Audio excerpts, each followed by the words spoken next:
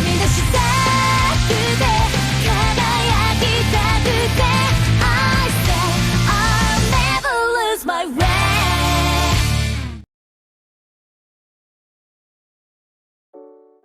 Halo semuanya, selamat datang kembali di channel Tidak Pernah Lulus. Sesuai dengan yang gua katakan di video sebelumnya, di video kali ini gua akan rangkum momen paling menarik atau paling mengejutkan yang ada di acara Ultraman Convention 2025.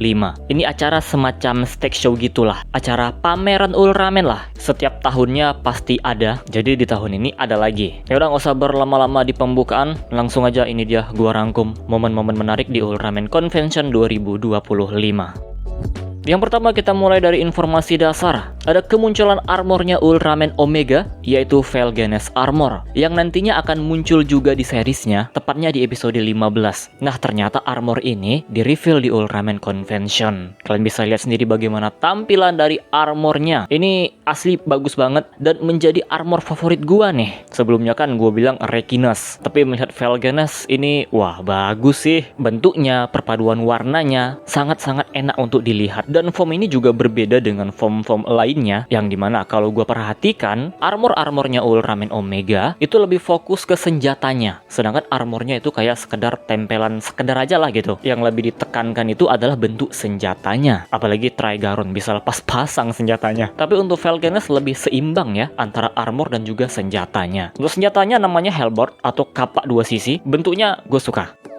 Nah, tapi yang paling menarik perhatian gue sebenarnya adalah Meteo Kaiju-nya. Gue tidak menyangka mendapatkan bentuk kaiju seperti ini di Ultra Series. Kalau soal bentuk, Chaos Header juga mirip, tapi perpaduan warnanya, teksturnya, kayak bukan kaiju di Ultra Series nggak sih? Makhluk-makhluk kayak gini kalau nggak salah banyaknya itu ada di Super Sentai. Oh ya, scene transformasinya juga udah dibocorin ya. Dan kalian bisa lihat bagaimana CGI-nya sama bagusnya dengan dua form sebelumnya. Emang CGI di Ultraman Omega ini pada bagus-bagus sih.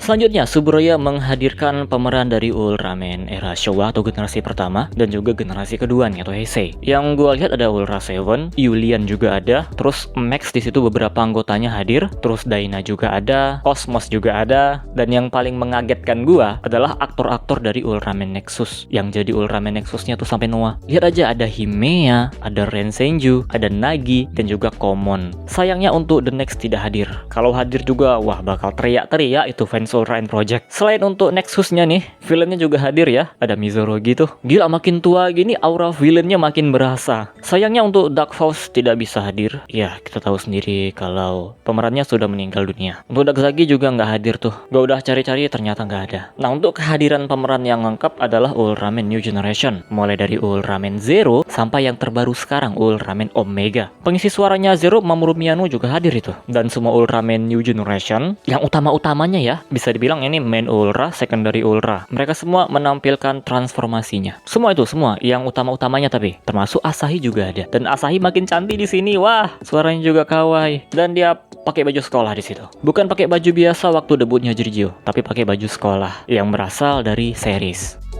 Jujur gue terharu sih melihatnya. Aktor-aktor dari Ultraman Ginga sampai Omega semuanya hadir, semuanya memperlihatkan transformasinya. Terharu gue. Alasannya karena Ultra Series yang bener-bener gue ikutin dari awal adalah Ultraman New Generation. Masa kecil gue emang nonton Ultraman generasi kedua, tapi jelas gue nggak nonton dari awal. Hanya sekedar tumbuh aja bersama mereka. Jadi ketika melihat aktor-aktornya comeback, gue hanya sekedar merasa, wah mereka comeback nih. Aktor-aktor yang gue lihat di masa kecil gue dulu, penampilan mereka sekarang ternyata seperti ini. Ya ada senangnya sih, tapi kalau Ultraman New Generation ini yang emang bener-bener gue ikutin dari awal, itu lebih terharu rasanya. Ya Gen Z kayak gue jelas tumbuh dewasa bersama Ultraman New Generation, terus akhirnya bisa melihat mereka kumpul semuanya, itu bener-bener bikin gue terharu. Oke, generasi kedua Heisei itu bener-bener memorable, bener-bener series yang luar biasa. Tapi yang paling bikin gue terharu justru adalah Ultraman New Generation, karena gue tumbuh dewasa bersama dengan series ini.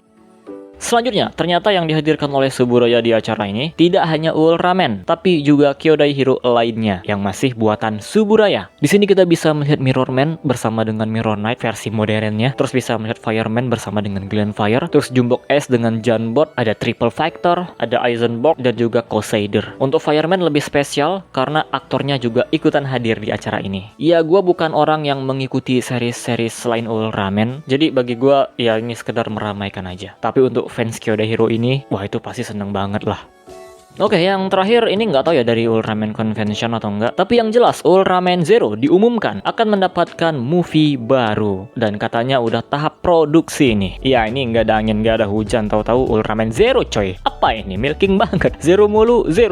Tapi ya wajar lah. Emang dia ini sangat-sangat populer. Jadi sangat-sangat wajar kalau Suburaya milking terus Ultraman Zero. Udah jadi golden boy-nya Suburaya gimana lagi. Yang ada istilah yang tepat itu adalah golden boy atau anak emas. Ya gua paham orang-orang bilang anak Diamond itu karena emang udah terlampau milkingnya, jadi dibilang anak Diamond bukan anak emas lagi. Tapi gua ngasih tahu aja kalau istilah yang tepat itu adalah golden boy atau anak emas.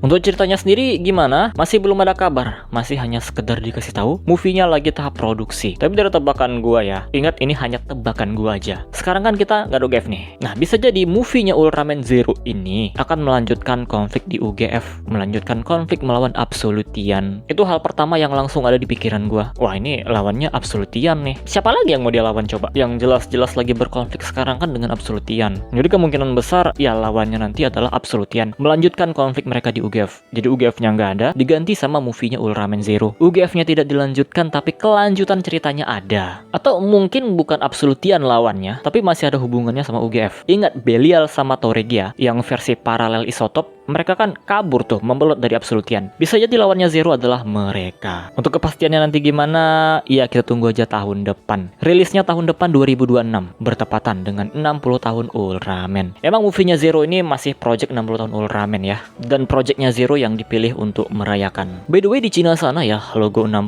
tahun Ultraman itu pakai Ultraman Zero loh. Kalau yang global masih pakai Ultraman. Tapi tahu sendirilah di Cina sana kan ada masalah tuh dengan Ultraman Showa. Nah di sini Suburaya memilih menggunakan logo Ultraman Zero. Oke, jadi itu dia rangkuman Ultraman Convention 2025.